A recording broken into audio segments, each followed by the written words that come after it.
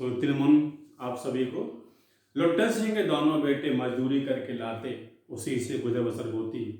समय व्यतीत होता होता चला गया। तभी क्या हुआ, गांव में एक बहुत भयंकर महामारी फैली। मलेरिया और हैजा ने दोनों तरफ से गांव को भूनना शुरू कर दिया।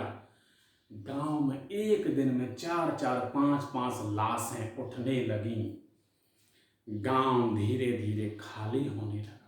लोग इतने भयभीत हो गए, चारों तरफ मौत का तांडव हो रहा था।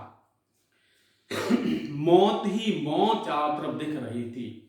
एक एक दिन में 5 से 6 लोगों की मृत्यु हो रही थी। सब लोग बहुत दुखी थे।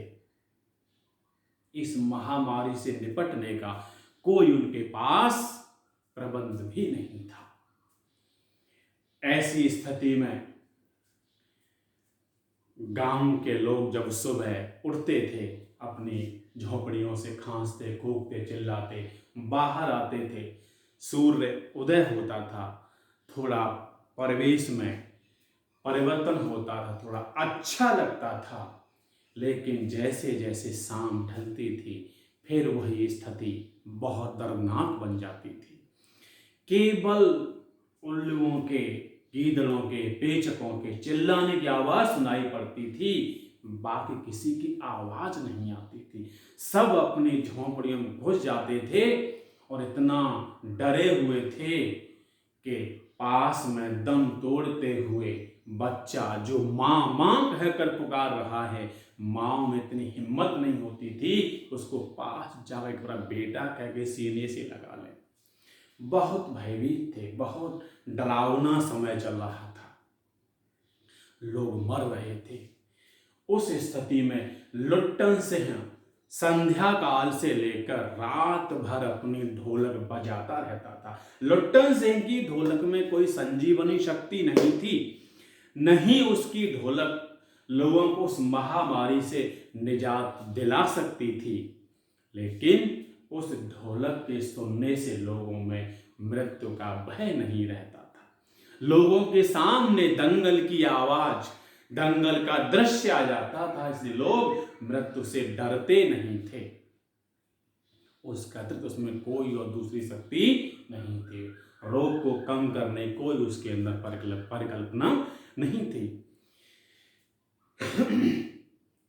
सुबह जब लोग निकलते, एक दूसरे को आश्वासन देते, ढांढस बंधाते। स्थिति यहां तक खराब थी कि कफन भी नहीं होता था।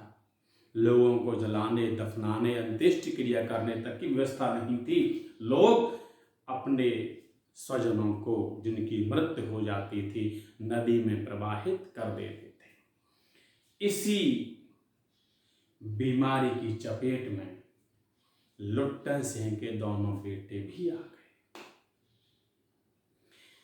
रात के समय उसके दोनों बेटे भी करहा रहे थे और कह रहे थे, बाबा दंगल की ताल बजाओ, दंगल वाली ढोल की आवाज निकालो। लुट्टन सिंह बजा रहा था, चटाक था, गिरदा उठा, पटक दे बहादुर, डरना मत, पटक दे बहादुर। दोनों पहलवान इस तरह से हिम्मत कर रहे थे।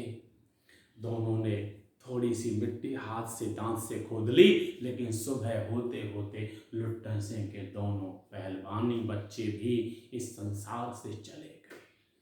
उस दिन लुट्टन सिंह ने राजा श्यामानंद की दी हुई रेशमी जांघिया पहनी, कसरत की, दोनों बेटों को कंधे पर उठाया, नदी में प्रवाहित कर दिया। लोगों ने सुना, लोगों की हिम्मत जवाब दे गई। लेकिन लुट्टन सिंह प्रशंसा की कि 1.5 हाथ का कलेजा है, अपने पुत्रों को इस तरह से प्रवाहित कराया। लुट्टन सिंह फिर भी अनवरत ढोलक बजाता रहा। एक रात जब लोगों ने ढोल की आवाज नहीं सुनी, तो लोगों ने सुबह जाकर देखा, पहलवान की लाश पड़ी हुई है, ढोल अलग रखा हुआ है। एक शिष्य ने आकर सूचना दी, गुरुजी कहा करते थे कि जब मेरी मृत्यु हो जाए तो मुझे चिता पर चित मत चित मत लिटाना, मुझे पट करके लिटाना, क्योंकि मैं आज तक किसी से चित नहीं हुआ हूं। ऐसा कहकर उसकी आंखों से आंसू बहने लगे। यह सुनते ही लोगों ने समझ लिया कि लुट्टन पहलवान भी संसार से चले गए। और यह भी बता दिया, उसने कहा शिष्य ने कि जब मेरी चिता अग्नि दो ढोल बजा देना। यही किया गया। इस तरह से हमने लुट्टन सिंह पहलवान के जीवन का उतार चढ़ाव भी देखा, उसके जीवन के बदलते समय को समझा, पाठ का सार समझा। अब यहाँ हम देखते हैं कि कितना परिवर्तन हुआ। राजा श्यामानंद को कुश्ती दंगल का शौक था, लेकिन नया जो राजा बना, नया राजकुमार उनका पुत्र, उसको कुश्ती दंगल का शौक नहीं था, उसको घुड़सवारी का शौक था, उस घुड़दौड़ का शौक था। इसलिए उसने उस प्राचीन कला को छोड़ दिया और नई घुड़दौड़ वाली कला, घोड़ों के दौड़ की कला का शुभारंभ करा दिया। इस तरह से हमने पाठ में पहलवान के जीवन का बदलाव, प्राचीन कलाओं का बदलाव, अनेक विभिन्न प्रकार के बिंदुओं के बारे में समझा। यह हमारा पाठ का सारांश निश्चित ही आपको समझ में आ गया होगा। आप सबको बहुत बहुत शुभकामनाएं। श्रुति नमन।